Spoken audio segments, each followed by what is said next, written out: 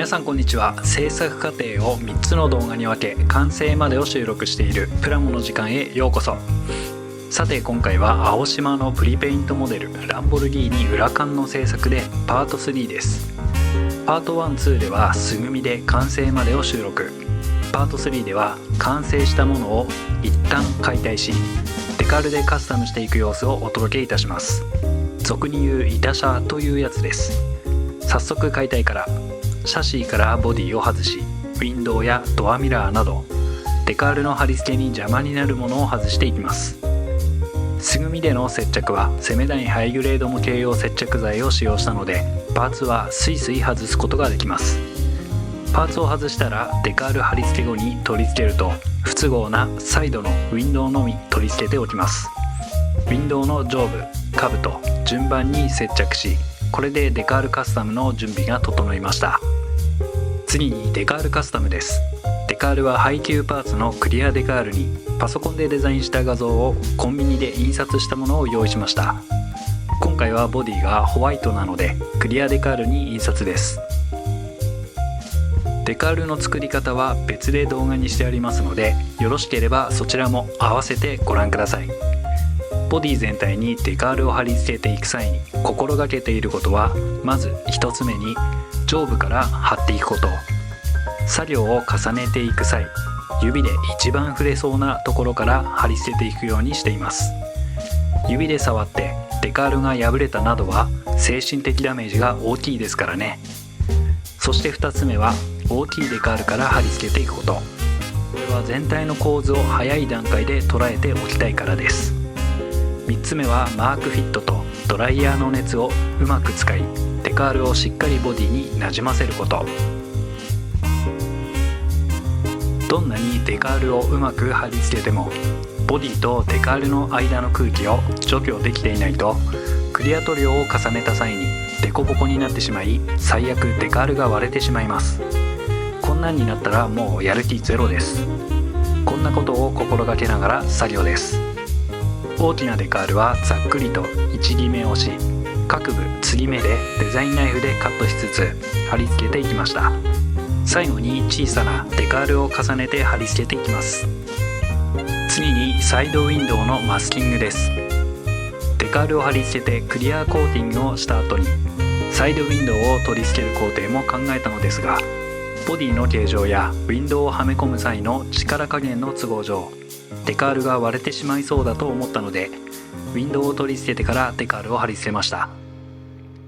ここからクリア塗装をしていくのでウィンドウをマスキングです。細めのマスキングテープでウィンドウの縁をマスクした後全体をマスキング。細いマスキングテープはある程度角度に追従してくれますので、その特性を使いつつマスキングしていきました。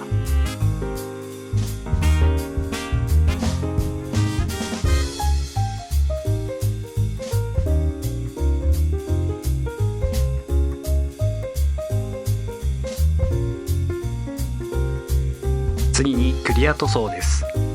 クリア塗装の工程は全部で3回。使用しているエアブラシはタミヤのスプレーワーク HG エアブラシワイドで、塗料はクレオスのスーパークリア3をガイアカラー薄め液で1対 1.5 に薄めて吹き付けています。塗装工程1工程目は少し遠目から塗料をボディ表面に対してふわっとのせるように吹き付け、2工程目は角部分から始め全体をまんべんなく塗装していき、2工程目と3工程目の間に2000番のペーパーヤスリで表面を整えます。3工程目は仕上げで全体を塗料が垂れる寸前を目安に吹き付けています。万が一垂れてしまった場合はイソプロピルアルコールで塗料を落としやり直したり、リカバーに時間を取られるなど悲惨なことになりますので慎重に塗装を行っていきます。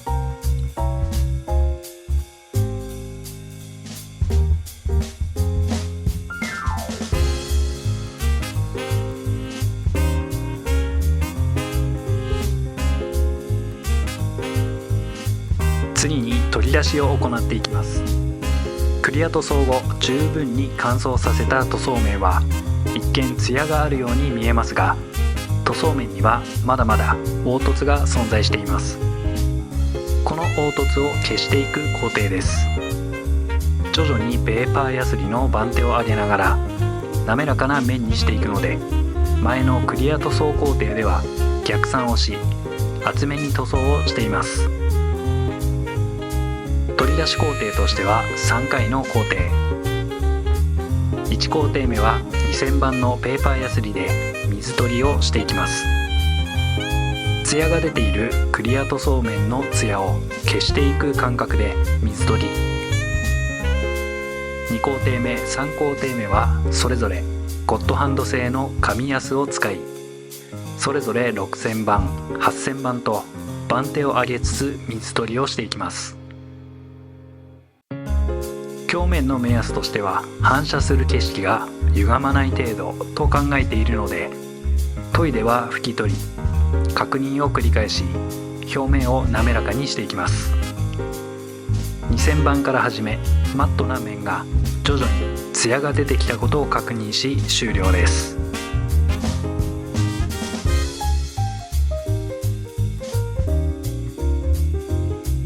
続いて鏡面仕上げの工程です。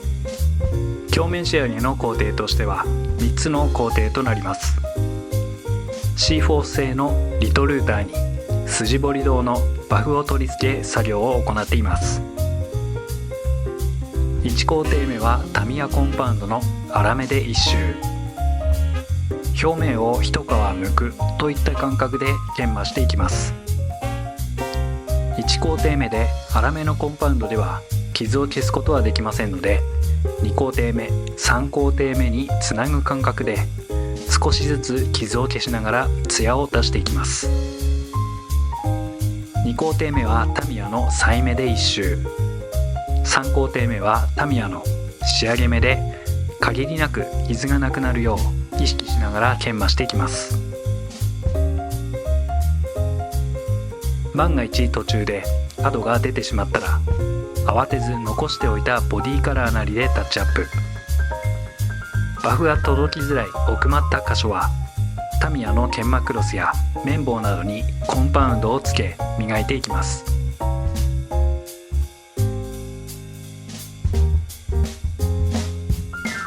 最後に仕上げです。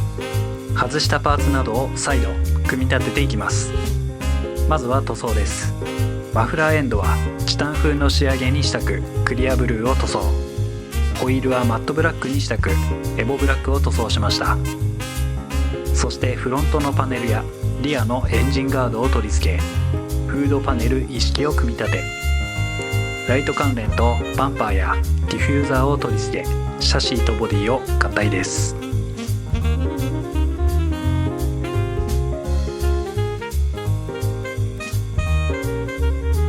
その後ブレーキキャリパーに対し下地にシルバーを筆で塗装し、上からブルーを重ねホイールを取り付けていきます。キャラクターのイメージカラーがブルーとのことですので合わせてみました。最後にライト類のレンズ、フロントウィンドウ、サイドミラーにエンジンカバーを取り付け、軽くモデリングワックスで磨き完成です。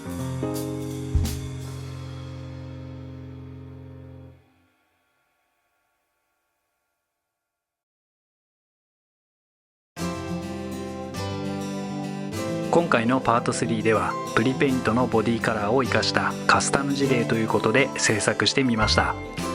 自身の子供が受験期なので応援の意味も込めて本人が大好きなキャラクターでイタ車として完成です。去年は長男に制作したのですが、